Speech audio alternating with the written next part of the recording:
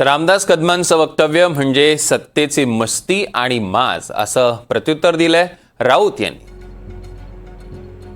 आपण बघतोय की राऊतांनी आता प्रतिक्रिया दिलेली आहे. रामदास कदमांनी हे वक्तव्य केलेलं होतं जे आपण नुकतंच ऐकलं. उद्धव ठाकरेंची अकालपट्टी करावी अशी मागणी कदमांनी केलेली होती आणि त्यावर आता राऊतांनी प्रतिक्रिया दिलेली आहे. रामदास कदम यांचं वक्तव्य म्हणजे सत्तेची मस्ती आणि माज आहे असं राऊत यांनी म्हटलं. ही त्यांची सत्तेची मस्ती आणि माज आहे. बाळासाहेब ठाकरेंच्या विचारांशी कोणी गद्दारी केली हे महाराष्ट्र जाणतो. दिल्लीचे बूट चाटणं, बरं का, दिल्लीचे बूट चाटणं, महाराष्ट्राला खड्ड्यात घालणाऱ्यांच्या बाजूने उभे राहणं,